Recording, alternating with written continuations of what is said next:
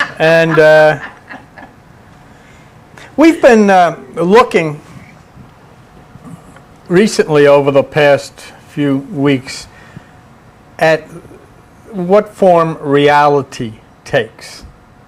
And we've gotten into the question of, is reality a hologram? We started looking at that. In fact, we brought some holograms in here, three-dimensional pictures. And then we started thinking about, are we really seeing what we think we are seeing? And then the ultimate question to me, and it's hard to sometimes get people to follow this, because I don't know whether sometimes it's just me or what, but one of the things that I struggle with is, I don't really struggle with it, but it constantly comes into my head, is our identity non-existent in a physical sense? In other words, what I'm saying by that is, I see you in a physical sense, but I don't really. I see the body that you're operating in the same way that I may see the car that you're driving. You know, now all these statements are bizarre, and I understand that. And they're confusing, and they're not provable. And so they leave us wondering and wondering, and for the most part, since we can't do anything about it, we can't change anything about it, so we continue with our life the way it's been going, because complex issues like holographic universes and things like that are too much to involve ourselves in. We have to deal with day-to-day issues that, you know, physical life hands us. I mean, whether it be the health, whether it be money, whether it be family or friends or the job or whatever, it's too much to start, you know, thinking about holograph. I mean, people get paid to think about that stuff. So, being that it's so complicated and that it's too difficult, you know, we leave it alone, because whether it's a holograph or not, what are we going to do about it? We can't do anything about it. We can't even worry about it. We want to worry about things that happen. So what we do is we're brought to the point of having to stand by, and we watch the warring people of the earth shoot each other, celebrate their victories, in which in reality are terrible defeats for all human life on this planet. I was watching the news, and they said that the Senate was coming out this week, the investigating committee, with the fact that we made a mistake. It wasn't Iraq that helped Al Qaeda, it was Iran. So what do you say to these people? Never mind. Yeah. And now, you know, do we have to go there and do this? And so you look at the continual decline of civilizations. And you know what's the scary part? Where we should be becoming more and more civilized because of more and more scientific discoveries, we're becoming less and less civil. And everybody, I mean, not just here, but everybody in the world are consumed in singing praises for their particular country, no matter how savage it may be. We won't tell the truth, because if this gets out, there's a thing in the news about, remember when they were torturing those people in the Abu Ghraib prison? And they said that the pictures that they have now are so much worse, of sodomizing young children, so that they would tell on their parents. Bizarre stuff. And so civility, then, in spite of the fact that we have nice clothes and nice cars and all that, what happened in here? What happens in the heart? So the rest of us can do nothing but live day to day. And we're trying to make money, we're trying to stay healthy, And we're trying to sort out the many stressful events that pour down on us, on our family, and our friends. And yet, even though we feel totally separated from the complexities of life and the possibilities of the invisible, we continue to pour into churches. All over the place. I mean, they're packed. People go in there and we're waving our hands and we're kneeling for communion and we're singing our songs. And I sit by, why? What do you? I drive by a place and the place is packed with cars of people going to church. And there is this desperate hope that if we give an hour a week on Sunday to this invisible thing, maybe it will go good for us when we die. I mean, it's worth a shot. It's only an hour. It's worth a shot. Let me go. I can get up and kneel and sit and sing for an hour. Any more than an hour, but an hour I can. So we kneel and we lift our hands in praise to this invisible whatever it is. And we call out to Jesus to have mercy on us. And we call out to Jesus to remember us in the hour of our death. And our life just winds down. And the man comes and sticks you in a box. And when they stick you in a box, they take you to this place that charges $6,000 for everybody to come watch you with your mouth filled with newspapers. And then they take you out and they put you in the ground. And everybody goes back to your house and has ziti. Don't forget the fake ziti. Something wrong with this picture. But that's what it is. We do that. You got to have ziti when they come back to the house. Or else, Now, we looked at this Jesus statement before. And yet, who is there in the world who can say that he or she has acted on this statement and found it to be true? Who is it that could possibly do that? Let me show you the statement that I'm talking about. Now, this is Jesus. Jesus Christ, the Passion of Christ, Jesus, the Shroud of Turin, Jesus, everything, Jesus, Jesus, Jesus. This is it. This is the guy, Jesus. But this is what he says. John 14:12, I say to you that he that believes me, the works that I do shall he do, and greater works than these shall he do, because I go to my Father. This Jesus is telling me that if I believe what he says, I can do better than him. Now, I just want to tell you something. I mean, you may not know this, but I can do better than Jesus. Well, it's blasphemy, but it's not, because that's what the guy said. And they take this stuff and they rip it out. They don't want nobody. They don't discuss this. They tell you, worship the Lord, praise the Lord, get on your knees to the Lord. He didn't say to do that. He says, do better than me.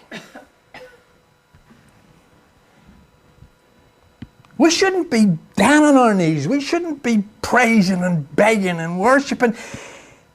No, he says, doing as good as he did is not enough. You should do better than he did.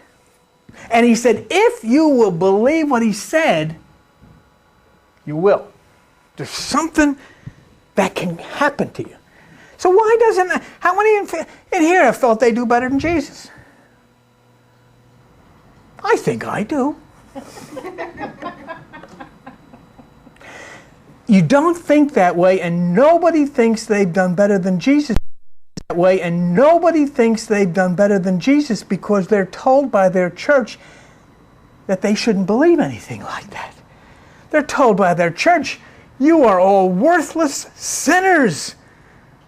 And all you can do for life is to get down on your knees and beg for forgiveness. What did you do? You went to Trump Marina, gambled, played checkers, and all this kind of stuff that people do.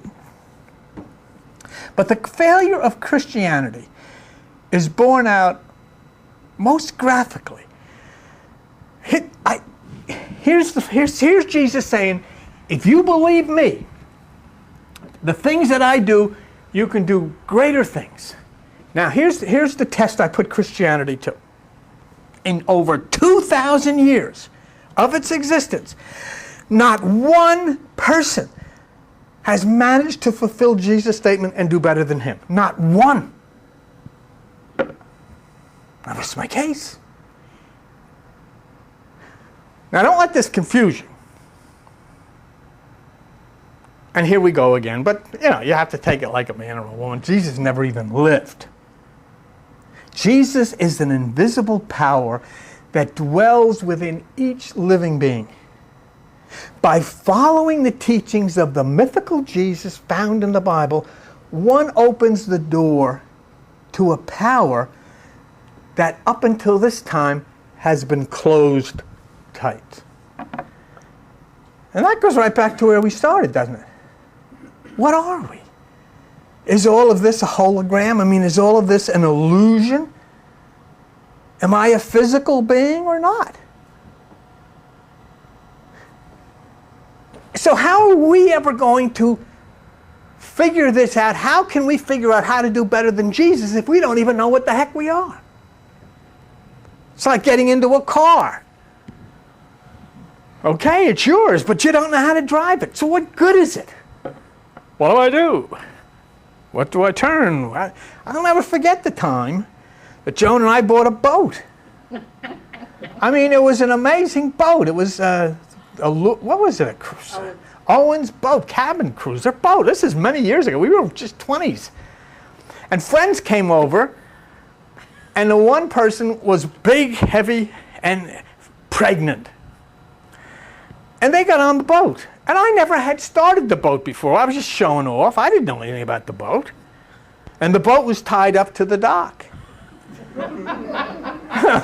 So I said, well, this is quite a boat. Where do you see this? And I turned that engine on, and it was in gear, and I didn't know it.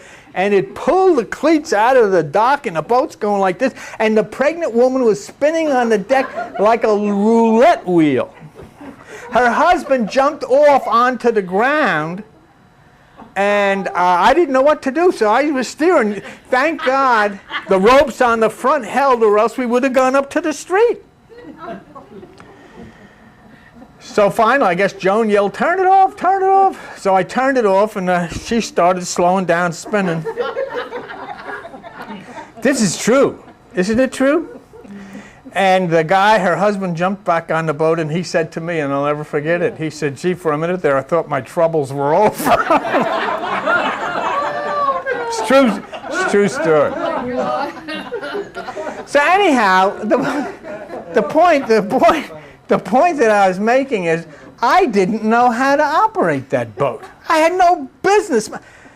Once I was able to find out, then I could go into the ocean and do it. And it's the same thing with us. Our body's the boat, and we don't know how to operate it. The guy's trying to tell us how to operate it, and we've got religion saying, don't touch it, don't touch it, oh, don't touch it, oh, the devil's inside, don't touch it, and all this crazy stuff. And we never have learned how to operate this. So, we don't understand what we are. And then you have to ask yourself, even after we find out what we are we willing to embark on this journey into the invisible? Or are we more content to follow our physical dreams, our physical desires, and muddle along until it ends? We were talking tonight about, when this church was a fundamentalist Christian place, it was a pack them out. I mean, people would come in packed out. I'd go down and touch people on the head, and they're falling all over the floor and all this kind of stuff. But then when I started talking the way I'm talking now, people started to leave. I mean, they didn't just walk out, they ran out. But, and it hurt because we had some, children that came here that Joan would counsel, and we were doing really good with them. And now you hear stories, and I'm not even going to get into them, but you hear stories like that came to us today about tragedies that happened to these people. And so I'm wondering, they went back to this, and what did it do for them? Anyhow, Buddha made a statement that even he knew, and he's another non-existent entity, but even he knew that the statement would be awfully hard for anyone to accept. And this is what he said. Buddha said, all things are without a self. If those suffering beings would quit their obsession with the physical self, they would know that there is no suffering person anywhere. But then he said in the very next sentence, who can hear this? How can I teach such a wisdom? Who can hear it? I mean, once you hear there is no suffering person anywhere, you say, oh, this guy's nuts. People are suffering all over the place. So when someone starts talking like that, the general reaction is, okay, let's go to Atlantic City or turn on the rock and roll. I can't listen to this guy. I can't listen to this kind of talk. It's like in the Bible, when Jesus said this, and they said, what do we have to do? And Jesus looked at these people and he says, you know what you got to do? You got to eat my flesh and you got to drink my blood. Oh, it sounds more, this guy, David Koresh, or what is this guy? Who is this guy? I don't want to. And then what did the people say when Jesus said, you have to eat my flesh and drink my blood? What did they say? John 6:60. Many therefore of his disciples, when they had heard this, said, this is a hard saying. Who can hear? Who can listen to this guy? I can't deal with this. I can't listen to this. In both instances, Buddha and Jesus were speaking a normal truth. You can take that there. But they realized that people are not natural and people are not normal in the sense of the invisible person. People are glued to their physical body. They're glued to their physical friends. They're glued to the things they own physically and think that they are the physical body. So when Buddha says there is no self and no suffering, and Jesus says, eat my flesh and drink my blood, people who know nothing of the inner reality refute the thoughts as being totally bizarre and totally absurd. And yet what is being said by both the Jesus of the Bible and the Buddha is what physicists try to explain to us about our existence as people. Here we go. Once again, we are invisible, non-existent entities attached to bodies which are physical, existent entities. Okay? We don't exist as a physical entity. Without the body that you're in, nobody can see you. Nobody can hear you. So you don't exist. You're a non-existent entity attached to a body, which then makes your body and you a physical existent entity. Now, I can show you some realities that will make no difference to you. Absolutely no difference at all in your physical world, because your physical world is caught in my house, my kids, the car, soccer practice, and the job, and all this stuff. That's what it is. But these things will make a difference to you in your search for the true you. The most amazing and bizarre thing in the world is that just about almost everyone has never met themselves. In other words, there is nothing that you can do to change these facts, and these facts will not change your physical experience at all. However, they should give you a better idea of what and who you actually are, and why Buddha and Jesus' statements of non-existence and eating flesh and blood are so difficult. for anyone to consider. I want to introduce you to a physicist by the name of Carl Pribam. P-R-I-B-A-M. And he's going to tell you a fact, a truth, not that you can do anything about it, not that it can change anything, but because it'll give you a better idea of where you really, really are. Let's take a look at what he said. Carl Pribam. When we look at a person, the image of the person is really on the surface of the retina, which is our eyes. Yet we don't perceive the person as being on our retina. We perceive them as being in the world out there. But they're not. See? When we stub our toe, we experience the pain in the toe. But the pain is not actually in the toe. It is actually an electrical process taking place in the brain. Well, I don't know. I feel it, and I'll tell you right now, that's where it is. But it isn't. It isn't. It doesn't make any difference how you feel it. It isn't. The man is not telling you any hocus pocus. The man is telling you something that's a fact. You're looking at me, and you can swear that you're seeing me up here, and you're not. You're seeing me right in here. That's where I am. You're seeing a picture of me. No different than this is showing you a picture of this. Your eyes are showing you a picture of me. You never have seen me. I've never have seen you. I have seen pictures of you on the screens called retinas in our eyes.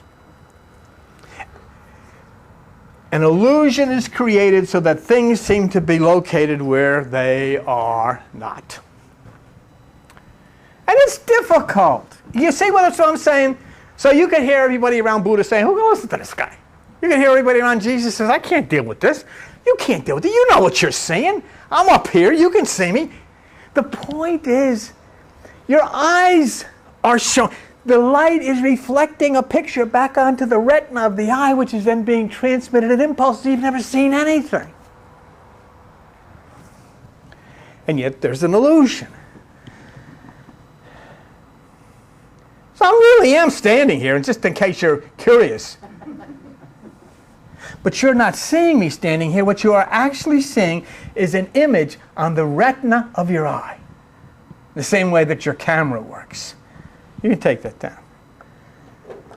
You've never seen me in person. I've never seen you in person because we don't have any eyes. Yes? This is the difference between philosophy and science. Science tells you we are real. Yes. We are. Oh yeah, but he's saying we're real. There's no question that we're real. That you're missing it. He's not saying we're not real. What he's saying is, how do you perceive the reality? How do you see the reality? Okay. It does not matter. The fact is, even if I didn't have a brain, right, I existed. Yes, no question about it. There's no question about that.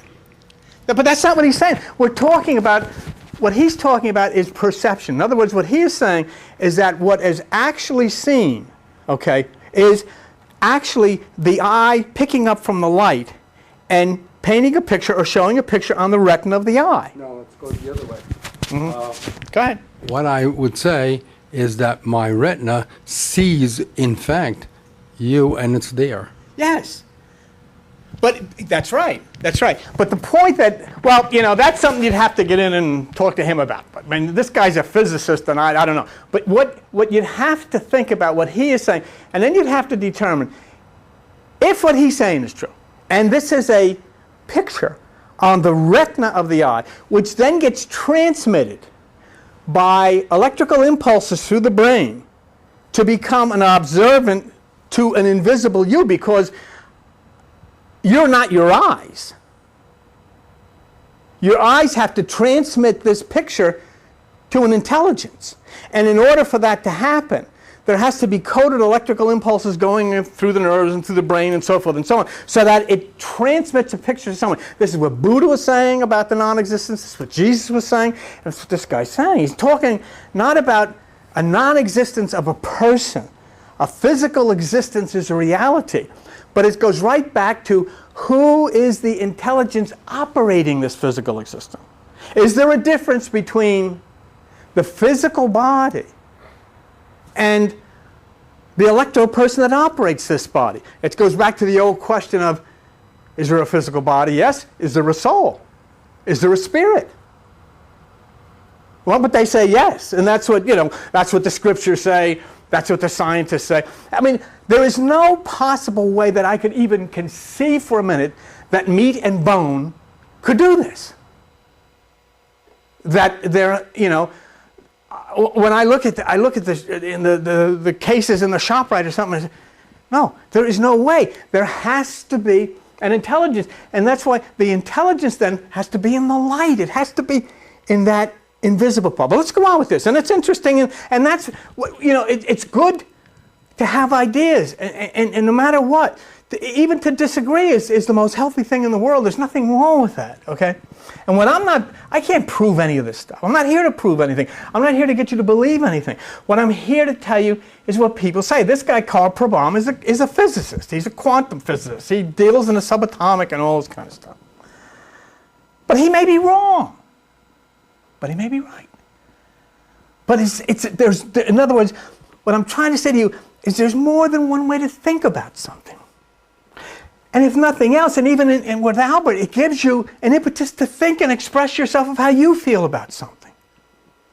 Okay? We were talking out in the lobby, the store before, and I was saying to the gentleman there, I said, there is no members here.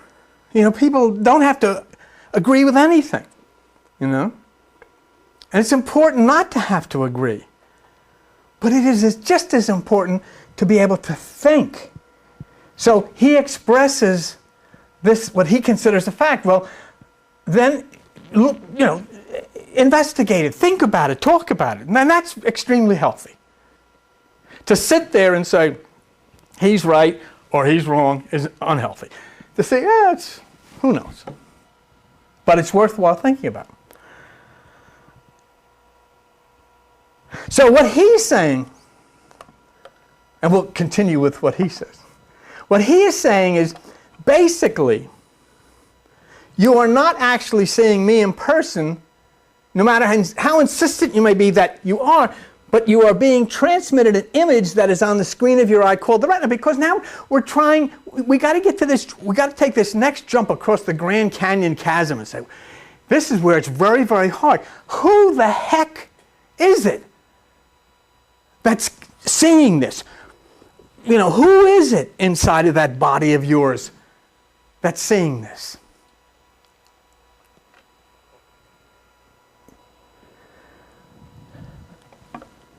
So the illusion also points up the nature of hologram. And that's why a lot of the scientists today and a lot of the physicists today are considering that everything is a hologram. Everything looks three-dimensional. And looks to be where it is. Now, if Prabham is right, and this is on the screen of your retina, where it's being transmitted back through the brain to this invisible you, then the hologram theory would be quite accurate because it's being transmitted back in 3D. I mean, I'm not seeing you like I look at this picture flat. I'm seeing you in 3D. So then the hologram effect from intersecting laser lights would be reasonable. Now, in meditation, when you do the watching, you are observing yourself. You don't need physical eyes to observe. You need the intent and you need consciousness. When you observe with your eyes closed, a picture can come on the screen of your eye. Of the single eye, a picture can manifest itself as clear inside of you with your eyes closed as any you could see. An actual creation takes place. In other words, I am watching, I am creating something, I have an intent, and something happens. Something that is beyond explanation, but certainly far more complex than to take any kind of simple approach. The true you, the true me, and this is what I'm talking about. The true me and the true you do not have eyes. So the picture that comes to me on the screen of our eyes, called the retina, is transmitted these electrical impulses that form a picture to the invisible mind or consciousness. Let me just show you something. This is interesting. Maybe it's not, but it's worth it. This is what I'm saying to you. And this is why I tend, and I've known you, I love you like a brother. I don't like it, some of my brothers don't even like it, but you, I like it. Every picture, and this is why I tend to agree with this guy. Every picture that has ever been flashed on the screens of your retinas has been recorded into your hard drive. That's true. Instantly. Instantly. You can download any picture that you've ever seen without using your eyes. Now I want to ask you a question here. How many of you have ever seen Elvis Presley? Would you raise your hand? Come on, please. I know you've seen Elvis Presley. Sure. You've seen Elvis Presley. No. Have you ever seen Elvis Presley? I've never seen Elvis Presley in person, but I've seen Elvis Presley. Okay. As soon as I asked you that question, you downloaded a picture that has been recorded within you. Without using your eyes, you saw something like this. Now, let's take it one more step. Okay? Do you remember Elvis singing, "You Ain't Nothing But a Hound Dog"? All right, hold it. There he is. Now, without using your ears, I want you to hear him singing that. No problem. I didn't even hear. Do you see what a bizarre computer hard drive is in here? Pictures of Elvis Presley. I'm going to ask you another one. Let me take Elvis off. Elvis. You know what the name of this? Do you know what the name of this lecture is today on this? Elvis has not left the building. You know why? Because he's in your building. And you just heard him. And you just saw him. He'll never leave the building because he's on your hard drive. So long, Elvis. Now, let me ask you a question. How many of you have ever seen the Grand Canyon? Can you see it? Huh? Can you see it? I'll bet you got something like this. Okay? You see, the thing is, now listen to me very, very carefully. These are things inside of you. And you can download them whenever you wish. Everything you have experienced is on your hard drive. Everything you have seen is inside of you. Okay, let me take that. You can go back. You can run through.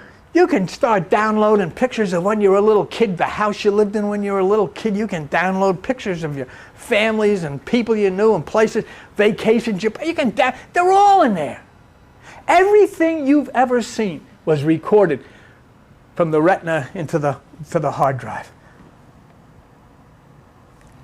But here's the good part.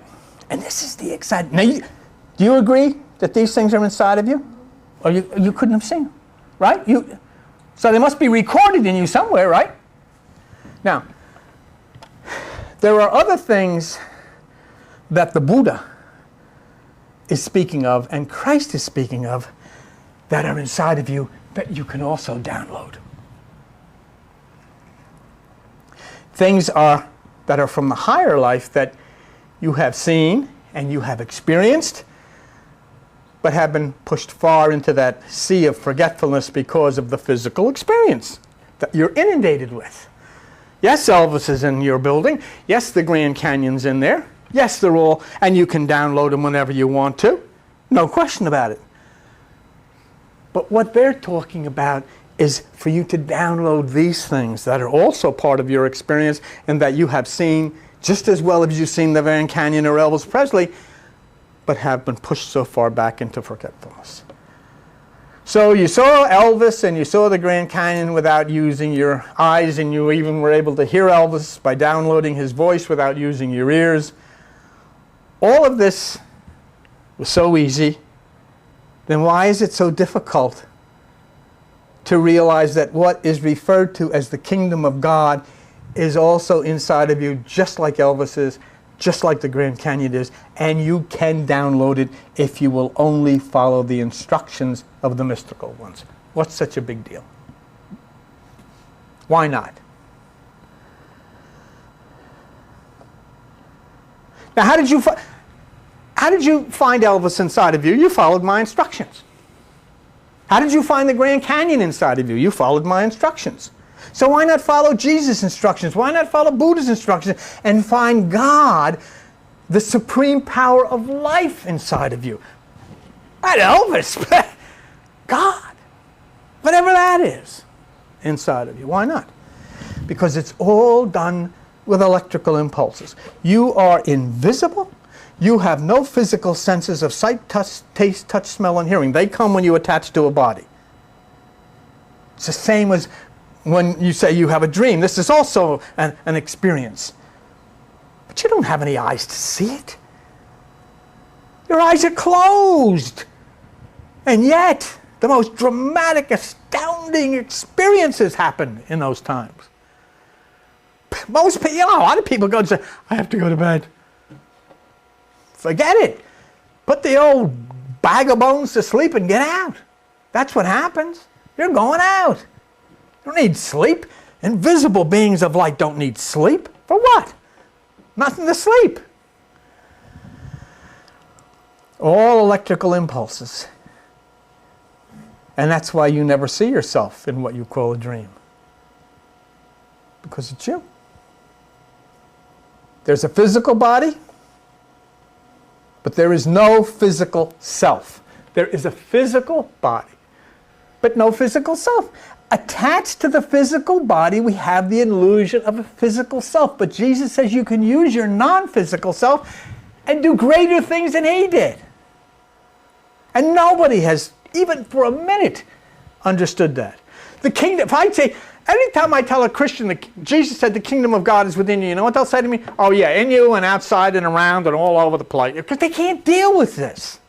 Because it suddenly is going to propel them to look inside of themselves. And when they do that, they're going to realize, what do I need this church for?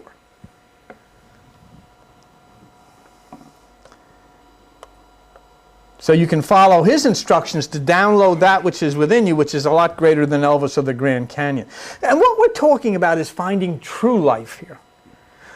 And it's hard. I know it is hard to understand, but we're talking about a life that has a total communion with rules and regulations and things that have nothing to do with the science or the physics or the feelings of the physical life.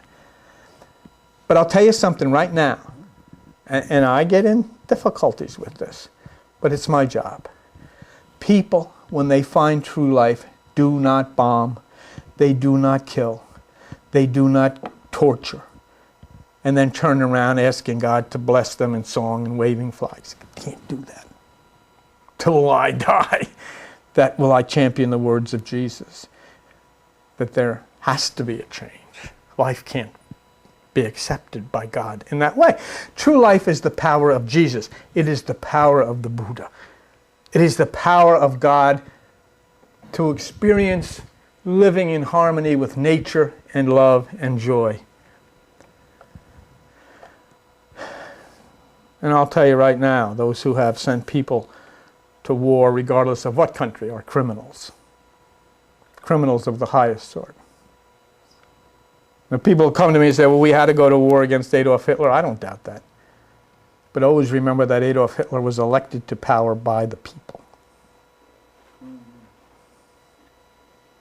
The people had not found life, and they choose that guy.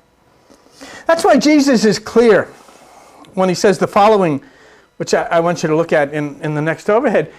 Matthew 7:14, straight is the gate, narrow is the way which leads to life, and few there be that find it.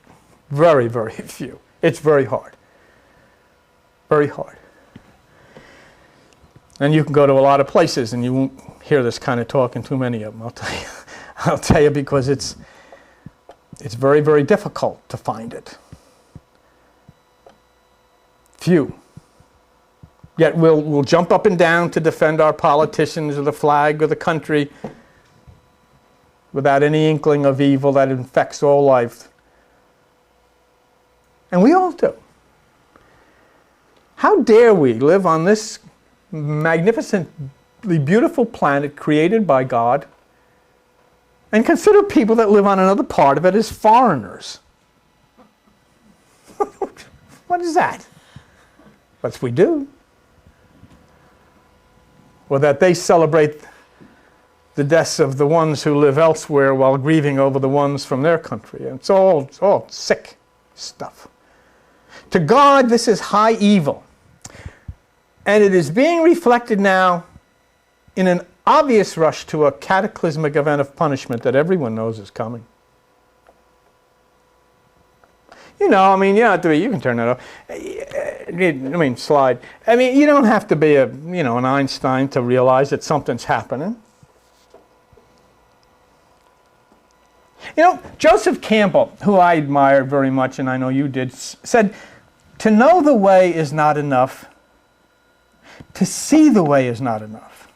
Only when you begin the passage into the soul, which is nowhere at all, then will you become part of the answer and not part of the problem." To know the way is not enough. To see the way is not enough. But only when you begin the passage into the soul, which is nowhere at all, will you become part of the answer and not part of the problem. And he said, when you reach the place where there is no Buddha, when you reach the place where there is no Christ, then you reach the place where you become Christ or become Buddha. This is what it says in the Bible. The Bible said the same thing in Galatians 2:20. I live, yet not I, but Christ lives within me. In other words, I don't think the way I used to think. When I was waving flags and singing songs and jumping up and down and following politicians, I don't think that way anymore. I don't think that way anymore. There are more important things. And the God that created this universe has given all of these places prosperity. You talk about prosperity. Prosperity, billions and billions and billions and billions and billions of dollars to help the poor, to help the sick, to help the children, to help the animals, to help nature. And what have they done? We have built bombs to bomb the crap out of everybody. And then we go into church and sing God Bless Us. But once that happens, once you are possessed by the Christ or the Buddha, you no longer feel the way you used to feel. You no longer feel it's acceptable to support killing of anything. And it's not something that you plan to change. I mean, Joan and I used to go to John Birch Society meetings. They used to pull the shades down. I mean, we were a little to the right of Attila the Hun. I mean, it was terrible. We was up singing, blah, blah. What happened? Okay, what happened? How did you get to this point? How did we, because we feel the same way that you do, how did we get to this point? When we were young, we were very patriotic and we did things for the war effort and all that kind of stuff. But how did we ever get to this point now? Because it was a gradual thing and not really obvious. You didn't try to do it. Didn't try to do it. But what happened, like we don't feel anything like that anymore. And I know you don't either. No, you know, once it's. I think the only way, and it's hard to explain something like that because it doesn't come through a rational, mental thing. Once you are willing to allow the door to open a little bit, it's like somebody just kicks it wide open, and then suddenly, you know, you start to see and feel things differently. You know, it's like sometimes you go to different places and you just take on a different attitude. It's part of that invisible power that we're talking about. And I think Ethel summed it up beautifully and better than, there's no other way to say it. We didn't try. Nobody tries to make this happen. It just did. And it just does. It comes on, and that's the way you know. You don't know because, oh, I had a good meditation tonight. You know, that's not it. You know by the way your attitude changes about things. And you get totally out of step with the rest of people, but you look back and you say, no, wait a minute. Am I out of step with them? Okay. But yet, I'm agreeing with this. I'm agreeing with the scriptures. I'm agreeing with Jesus. I'm agreeing with the Buddha. And my out of step has no place for this violence and killing and bombing and hurting, and no place for the spending more money on things to kill, but to spend money to help and to heal and to educate, and so that's good. So then I know whatever changed me has changed me in the right way. Doesn't make me anything, because if it is this thing inside of me, then it's nothing that I had anything to do with, except being willing. There is a door that is open to what Ethel described as this change, which happens in the upper room. You take that off. The upper room being the higher mind. And that door is not going to be open forever. And there are a few that know when that door will be closed. In NASA, when they launch a rocket, they refer to a window. And we have a window now, and they can do certain things when, you know, that thing is in that window that they can't do when it's not. See, that right now we have a window. There's a period of time when one can enter there from the physical realm, and we can know that the time is now if we understand the book we revere as holy, because it tells us the time when we can enter the upper room or into this higher place and have this change that Ethel speaks of.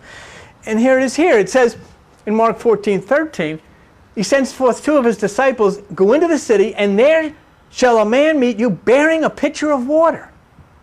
Follow him. Follow the man with the pitcher of water. When you see the man with the pitcher of water, then what do? You go to the goodman of the house. Where is the guest chamber where I shall eat the Passover? You know, where is it where I will pass over to this new thing? And he will show you a large upper room furnished and prepared. Make ready for us. And the man with the pitcher of water. It is now. It's Aquarius. See? So what he says is, when you see this as the sign, that's the time that you will go to the upper room. And it's furnished. Don't bring anything with you. No ziti, no nothing. Don't bring anything with you. Just come upstairs. And he's talking about elevate yourself in this meditative process to be lifted up to this upper room. And there's where the Passover. You will pass over to this new thing. And I think that's what Ethel was referring to. And so this is the time. This is the wonder. We say, well, how do you know? Some people say it's the age of this, age of that. How do you know? I think you can pretty well, because of the astrological writings about Aquarius being a time of great invention.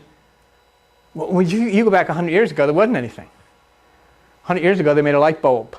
I kicked it in, and from then on, everything's happened. So, I mean, it's quite obvious that we were in that time, the time of the waterman, and the time of elevating consciousness into this meditative state, and that's what takes you to that Passover. See, the right hemisphere of the brain is the large upper room. The small upper room is the left hemisphere, which is the 10% that we use in our, analytical state. The 90% we don't use in our analytical state. And that's the large upper room furnished, and that means quite clearly that there is no need to bring anything, and the only thing you can bring is your thoughts, and don't bring them. We say, well, I can't help that. That's why we try with the music and the sound to act here as a reference point that you don't have these things bombarding you. So as Jesus says, there in that upper room of consciousness in the age of Aquarius, make ready for us. In other words, prepare for the Christ. Prepare for the Buddha. Prepare for a totally new you. Now, you can take that off. There is an electrical movement that takes place within you, and it winds up the spine and then touches the right hemisphere of the brain, that large upper room. And let me show you how it is defined in the construction of the temple in the scriptures. In 1 Kings 6:7, and the house, and that's talking about the temple, but refer to it now, think of it inside of you, in this kundalini thing of the winding serpent. The house, when it was being built, was built of stone made ready before it was brought there, so there was no hammer or axe, nor any tool of iron heard in the house while they were building it, which means that this place of yours is built in silence. Now that doesn't, like we use music in meditation.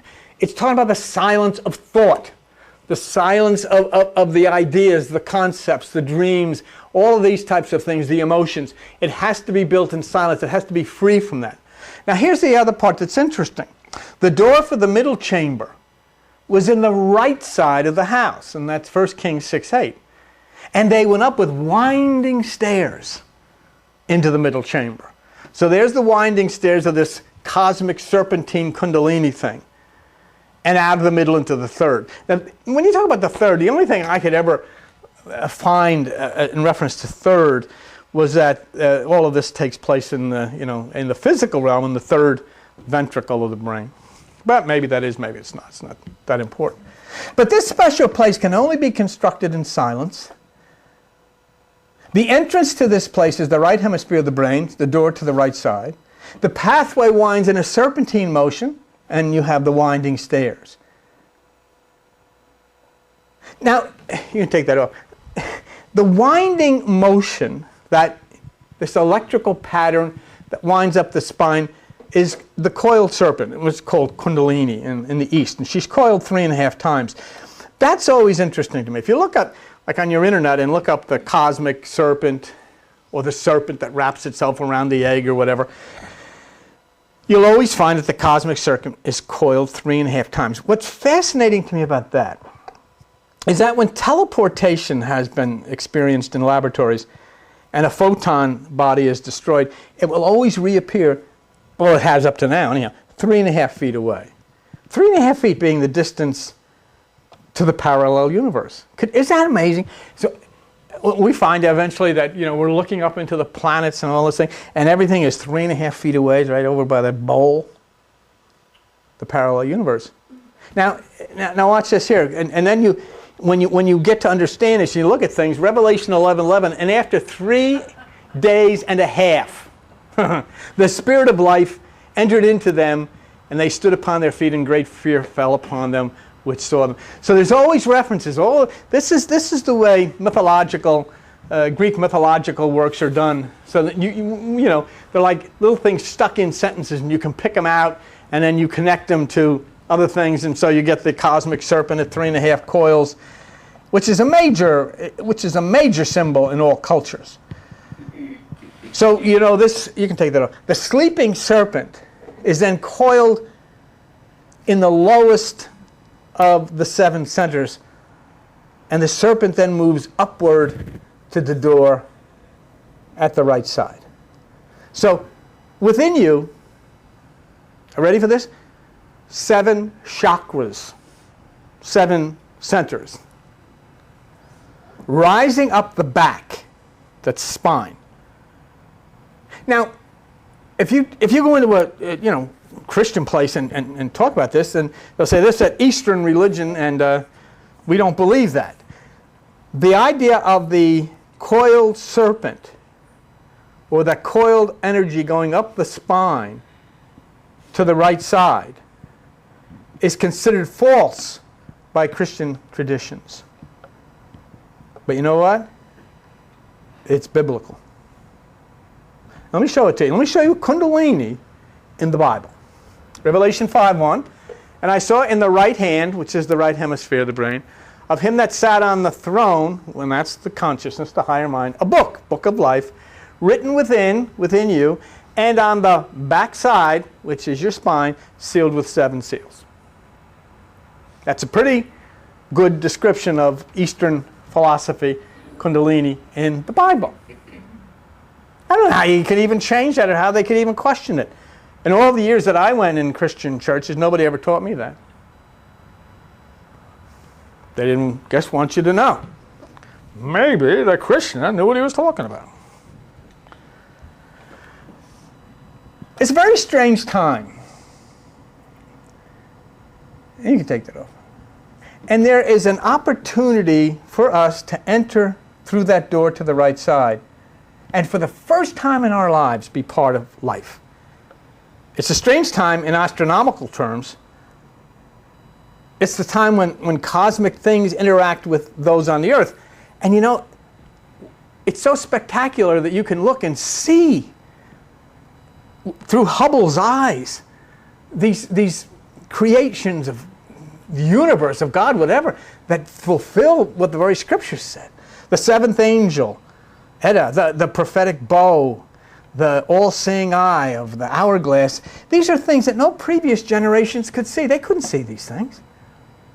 Only during this time. Can you imagine that? Only during the time of the man with the pitcher of water could we see the things in the universe, in the sky, that were prophesied in the Bible.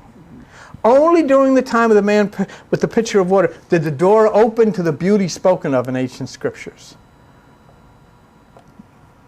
And so these times, you see, this is what you got to try to keep.